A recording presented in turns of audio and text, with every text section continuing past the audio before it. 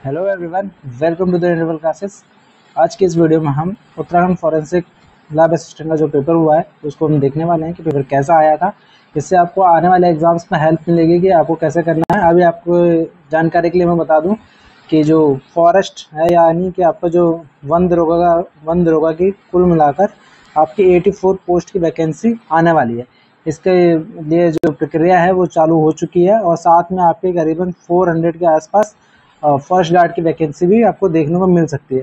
तो फिलहाल लगे रहिएगा अपनी तैयारी में। जो साइंस वाले बच्चे हैं उनके लिए तो गोल्डन अपॉर्चुनिटी है, क्योंकि लास्ट टाइम भी जो वन दरोगा का पेपर आया था वो भी साइंस बेस्ड था और इस बार भी साइंस पे ही ये सारे पेपर आ रहे हैं।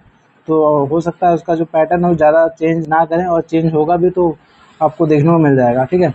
और साथ ही मैं आपको बता दूं कि अब जो भी फिजिकल एग्जाम्स होंगे उसके लिए न्यूज़पेपर में कटिंग आई थी, जहाँ पे आपको बताया गया था कि 25% सिर्फ वेटेज रखा जाएगा अगर कहीं पे भी फिजिकल होगा तो।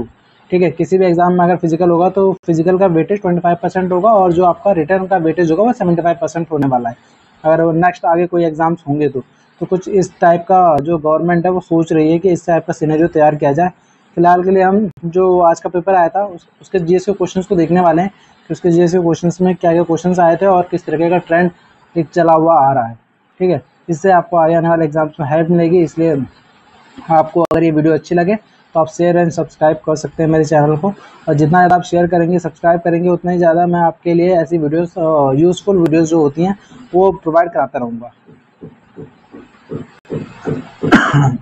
तो सिर्फ जीएस के ही क्वेश्चंस को डील करने वाला हूँ, बाकी क्वेश्चन जो केमिस्ट्री और फिजिक्स से होंगे मैं उसे डील नहीं करने वाला हूँ। लेकिन मैं आपको पेपर दिखाऊंगा, पेपर किस तरीके से आया था और आपको क्या आते हैं कितना पढ़ने की आवश्यकता थी उसके लिए कि आप मतलब पेपर को क्रैक कर सकते थे। क्योंकि पोस्टें सिर्फ 11 पोस्टें हैं, ये वाले जो आपका फॉरेंसिक लैब असिस्टेंट है उसमें सिर्फ 11 पोस्टें हैं। तो इस वजह से ये जो इसकी मेरिट रह सकती है वो थोड़ी सी हाई रह सकती है। इसलिए जो बच्चे बहुत ही जेन्युइन थे, मतलब जिनका पेपर अच्छा गया है, वो अपने जीएस के मार्क्स को यहाँ से जरूर देख लें, क्योंकि यहाँ पे जीएस एक बहुत बड़ा ही रोल अपना वो निभाने वाली है।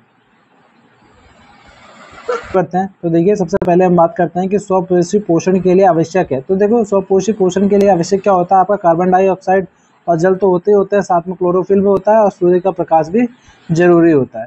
तो आपका राइट आंसर हो जाएगा क्या? उपयुक्त में सभी, मतलब सारी चीज़ें जरूरत होती है आपके स्वपोषी पोषण के लिए। नेक्स्ट क्वेश्चन की बात करें तो खाद्य पदार्थ के डिब्बों पर जिंक के बजाय टिन का लेप होता है, क्योंकि देखो टिन इसलिए लगाया जाता है कि टिन की अपेक्षा जिंक कम अभिक्रियाशील होता है। अगर देखो कम होगा अभिक्रियाशील तो फिर लगाने की तो जरूरत होगी नहीं। क्यों? क्योंकि लेप लगाने का मतलब ही यही हुआ कि जिंक जल्दी क्या हो रहा होगा, रिएक्ट कर जा रहा होगा। ठीक है। टिन की अपेक्षा जिंक का गलनांक अधिक होता है, ये भी कोई मतलब आपका रीजन नहीं बनता है।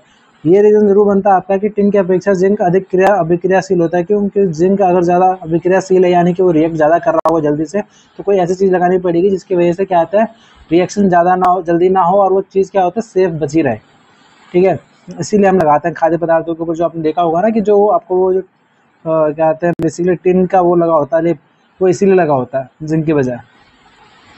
ओके, तो दिस इज द आंसर। अब देखो नेक्स्ट क्वेश्चन की बात करते हैं हम कि किस दर्पण से आप चाहे कितनी दूरी पर खड़े हों। कह रहे हैं कि एक दर्पण है आपके सामने, उस पर आप चाहे कितनी दूरी पे खड़े हो, या आपका प्रतिबिंब क्या होगा, सदैव सीधा प्रतीत होगा और दर्पण में होने की संभावना, मतलब सीधा मतलब पास में हो चाहे दूर में हो, आपका प्रतिबिंब क्या होना चाहिए कि ये सीधा ही होना चाहिए। तो ऐसा देखो सिर्फ इसमें होता है, आपका समतल में होता है और उत्तल में, दोनों दर्पणों में क्या होता है, आपका जो व्यक्ति होता है वो ज़्यादा सीधा प्रतीत होता है। ठीक है। क्या बात करते हैं, चंद्रयान 3 के लैंडर का नाम क्या है? तो चंद्रयान 3 के लैंडर का नाम क्या था? विक्रम लैंडर था वो। ठीक। और ये तो बहुत ही बेसिक सवाल पूछ दिया था कि सीपीयू का पूर्ण रूप क्या है? तो सेंट्रल प्रोसेसिंग यूनिट होता है। ठीक है। सीपीयू के फुल फॉर्म जो होती है।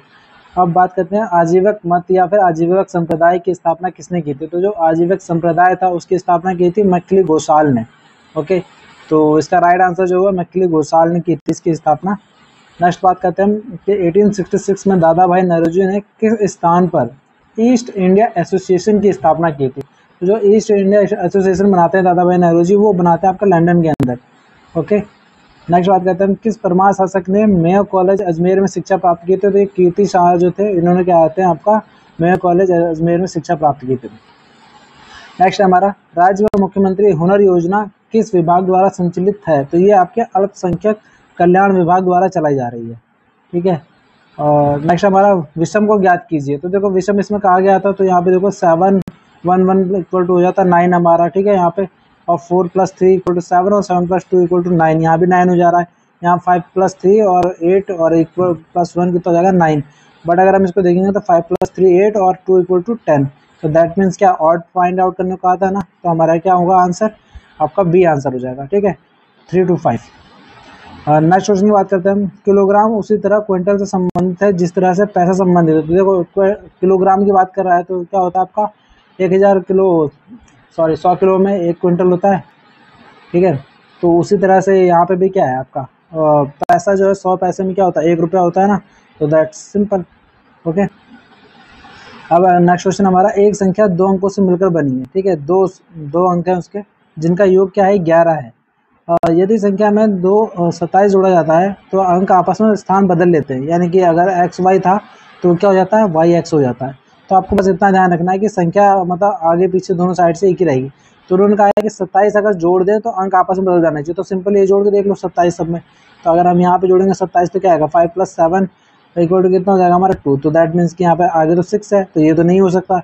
और यहाँ पे भी हम 27 जोड़ेंगे तो क्या होगा 7 + 3 इक्वल टू 10, यानी कि यहाँ पे 0 आ जाएगा, तो ये भी नहीं हो रहा है, ठीक है। और यहाँ पे 2 + यहाँ पे जोड़ेंगे 7 प्लस क्या था 2 + 7 इक्वल टू 9 और 9 + 2 इक्वल टू 11।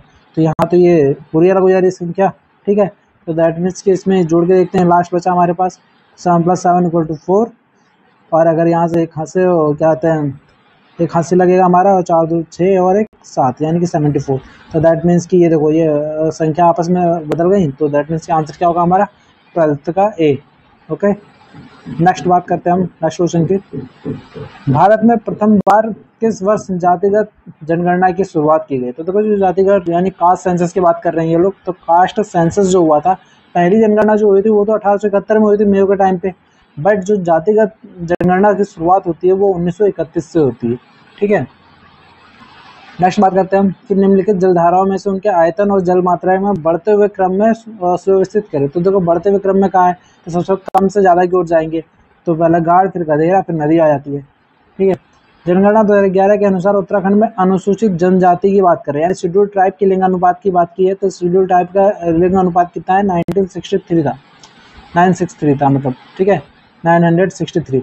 और क्या आते हैं मैं आपको बता दूं, उसके साथ जो SC का था वो 936 था, और जो उत्तराखंड का लिंग अनुपात है वो ऑलरेडी वो भी क्या है 963 था, ठीक है। और जो इंडिया का था वो 943, ओके। तो इतना आपको याद रखना, मतलब नेक्स्ट एग्जाम से आपसे पूछा जा सकता है। यहाँ पे 945 जैसा कुछ लिखा हुआ है, तो 945 में बता दूं आपको कि जो SC का इंडिया में लिंग अनुपात है वो 945 है, ओके। तो ये जो पेपर मुझे मिला है इसमें आपको मैं बता दे रहा हूँ। और देखो अब नेक्स्ट है हमारा कि जो भारत क्या कहते हैं अभियान चलाया जा रहा है वो किससे संबंधित है। ये तो ये आपकी इससे संबंधित है, कृषि अवसंरचना कोष से संबंधित है, ठीक है।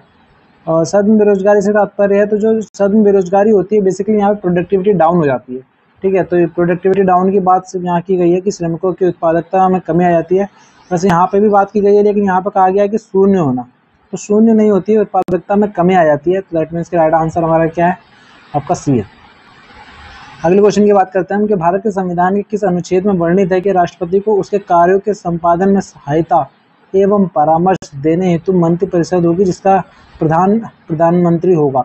तो सीधा सिंपली क्वेश्चन ये कहना चाहता है इतने बड़ी सी बात में कि जो मंत्रिपरिषद की सलाह होती है वो कौन से आर्टिकल में है। आपने अभी तक ये पढ़ा होगा। अब देखो क्वेश्चन को इतनी लंबी लेंथ में मतलब इतना बड़ा बनाने की वजह यही थी कि बच्चे पढ़ते क्या है कि मंत्रिपरिषद की सलाह आर्टिकल 74। बट क्या होता है कि यहाँ पे सवाल ऐसे घुमा के पूछा गया है कि भारत के संविधान के किस अनुच्छेद में वर्णित है कि राष्ट्रपति को उसके कार्यों के संपादन में सहायता एवं परामर्श देने के लिए मंत्रिपरिषद होगी। तो बेसिकली कहना वो यही चाहते हैं कि मंत्रिपरिषद की सलाह कौन से आर्टिकल में, तो आर्टिकल 74 के 1 में, ठीक है।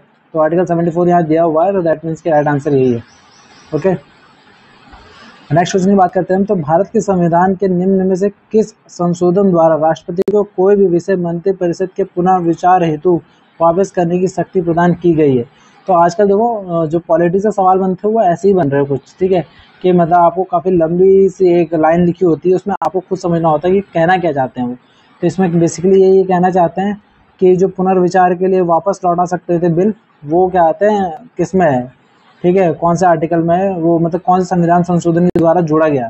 तो ये आपका आर्टिकल वो संविधान संशोधन जो था 44वां संविधान संशोधन 1978 में जो होता है, ये 1978 में हुआ था, ठीक है। तो ये भी बहुत इंपॉर्टेंट संविधान संशोधन है। 2 संविधान संशोधन तो आपको बिल्कुल रटे हुए होने चाहिए, यानी कि आपका जो 42 था, ठीक है, और जो आपका 44 था। तो ये दोनों तो बहुत ही ज़्यादा इंपॉर्टेंट है। तो ये तो आपको ऐसे मिनी कॉन्स्टिट्यूशन भी कहते हैं हम, ठीक है। यहाँ तो बहुत सारे चेंजेस हुए थे और इसमें आपके क्या आते हैं, उन यहाँ पे जो चेंजेस किए गए थे उसको काफ़ी सारी चीज़ों को हटाकर यहाँ पे सही किया गया था। आर्टिकल जो संविधान संशोधन 44 होता है, तो इसलिए इन दोनों संविधान संशोधनों को पढ़ना बहुत ज़्यादा इम्पोर्टेंट है, ठीक है। नेक्स्ट हम बात करते हैं कि जो FIH है, यानी कि फेडरल मतलब जो आपका हॉकी विश्व कप हुआ था, यानी कि हॉकी का वर्ल्ड कप जो हुआ था, ठीक है, FIH का, वो 2023 के अंदर कहाँ पर हुआ था। तो ये देखो, पहली बात तो ये थी कि ये फर्स्ट टाइम क्या होता है, ये आपका इंडिया के अंदर हुआ था पहली बार, ठीक है। तो इसलिए बहुत ही ज़्यादा इंपॉर्टेंट था ये। और पिछले कुछ टाइम से सिर्फ इसमें यही सवाल किया गया था कि सेकंड रनर अप कौन था, ठीक है। तो आज पहली बार यहाँ सवाल किया गया कि हुआ कहाँ पर था, क्योंकि काफ़ी पुराना हो चुका क्वेश्चन, इसलिए इसका आपको पता होना चाहिए कि भुवनेश्वर में हुआ था, ठीक है, और इंडिया के अंदर उड़ीसा में, ठीक। और नेक्स्ट बात करते हैं, तिग्मांशु धूलिया निम्नलिखित में से किससे संबंधित है। तो ये फिल्म से संबंधित है तिग्मांशु धूलिया हमारे, ठीक। किस चंद वंश शासक ने नियोवाली एवं बिष्टावाली नामक कलेक्टेड यानी कचहरियाँ बनवाई थी। तो ये लक्ष्मी चंद ने बनवाई थी नियोवाली और बिष्टावाली की जो कचहरियाँ थी। किस त्योहार में स्थानीय देवता देवल की पूजा की जाती है। तो इसको आप लोग एक बार फिर से ट्राई चेक कर सकते हैं घर पे एक बार, ठीक है। अगर आपको इसको पता हो तो कमेंट बॉक्स में कर देना पिन आउट। हम पूरी तरह से सही हों ऐसा ज़रूरी नहीं होता है, कई बार ह्यूमन एरर्स होते हैं। तो आप लोगों को कोई लगता है कि कोई क्वेश्चन यहाँ पे डाउटफुल था तो उसे बता सकते हो। तो इसका जो राइट आंसर मेरे हिसाब से वो ओलग्या होना चाहिए, कि ओलग्या में ऐसा होता है, क्योंकि हरेला में देखो देवल की पूजा नहीं होती है, होली में भी नहीं होती है। चैनतौल का मुझे नहीं पता है, ओलग्या जहाँ तक मुझे आइडिया है ये काफ़ी घी संक्रांति बोलते हैं इसे, ठीक है। तो देख सकते हैं आप। भेड़ पालकों द्वारा गाए जाने वाला एक लोकप्रिय गीत है। तो जो भेड़ पालकों द्वारा गाया था वो छुरा, ठीक है। और तलचर कोयला क्षेत्र भारत में किस राज्य में अवस्थित है। तो ये उड़ीसा में है आपका इस अवस्थित, ये आपका राइट आंसर है, ठीक है। तो ये तो 25 क्वेश्चन जो जीके जनरल अवेयरनेस से पूछे गए थे आपके इस पेपर के अंदर। अब मैं आपको दिखा देता हूँ कि केमिस्ट्री का पेपर कैसा आया हुआ था, ठीक है। और जो आपको फिजिक्स का पेपर वो मिल जाएगा, उसका PDF आपको हमारे कहते हैं चैनल पे, आपके टेलीग्राम के चैनल पे। तो देखो पहला ही सवाल किया गया है कि डायनामाइट के निर्माण में जो एक रसायन प्रयोग किया जाता है वह है, तो वो कौन सा है। ग्लिसरॉल ट्राइनाइट्रेट, या फिर ग्लिसरॉल ट्राई एसीटेट, फिर ग्लिसरॉल ट्राई आयोडाइड और ग्लिसरॉल ट्राइनाइट्रेट। तो ये कुछ इस प्रकार का है, आप लोग देख सकते हैं, ठीक है। तो ये पेपर है और इस पेपर को मैं डिस्कस नहीं करना चाहता हूँ, क्योंकि बेसिकली इसमें मेरी महारत नहीं हासिल है, ना ही मैं मतलब इतना मैंने पढ़ा है कि मैं आप लोगों को बिल्कुल परफेक्टली आंसर कर सकूँ। इसमें मुझसे काफ़ी सारी गलतियाँ हो सकती हैं, तो इसलिए मैं इस पेपर को डिस्कस नहीं करूँगा। बाकी फ़िलहाल के लिए अगर आपको मेरी वीडियो सही लगी हो तो आप लोग लाइक शेयर एंड सब्सक्राइब कीजिए, ताकि और भी ज़्यादा ऐसी वीडियोस हम बना सकें। और अगर आपको किसी और पेपर का सॉल्यूशन चाहिए तो आप लोग बता सकते हैं, हम कोशिश करेंगे कि उसका सॉल्यूशन आप लोगों तक पहुँचाया जाए। और साथ ही मैं बहुत सारी चीज़ें होती हैं जो वैकेंसी से रिलेटेड डिटेल्स होती हैं, और सारी चीज़ें जो होती है वो हमारे टेलीग्राम चैनल पे आपको देखने को मिल जाती हैं। तो टेलीग्राम चैनल ज़रूर ज्वाइन कर दीजिए, क्योंकि वहीं पे हम सारे अपडेट्स को रोज़ डेली डालते रहते हैं। आपको डेली कोई ना कोई अपडेट देखने को मिलेगी कि किसी न किसी चीज़ से, न्यूज़ की कटिंग से लेकर कोई भी खबर आ रही है या फिर कोई भी चीज़ है XYZ, तो आप लोग अवेयर रहेंगे उस चीज़ से। तो इसलिए वो ज़रूरी है कि आप लोग कोई ऐसी चीज़ से जुड़े रहें जहाँ पे आपको अप टू डेट मतलब होते रहना चाहिए। चाहे आप न्यूज़पेपर फॉलो कर रहे हैं तो अच्छी बात है। और फिलहाल मैं आप लोगों के लिए क्या आता है, टेलीग्राम पे एक चैट वाला ग्रुप ऑन कर दूंगा, ताकि आप लोग अगर किसी के पास जूलॉजी, बॉटनी और बाकी सारी चीज़ों का पेपर हो तो वो लोग वहाँ पर और क्या कहते हैं अपलोड कर सकें। और उसके बाद मैं उस ग्रुप को बंद कर दूंगा। तो फिलहाल के लिए आप लोग वहाँ पर आ जाइए और ज्वाइन कर लीजिए। और मैं आपको 2 पेपर्स यहाँ से प्रोवाइड करा रहा हूँ। एंड वीडियो को यहाँ तक देखने के लिए थैंक यू सो मच।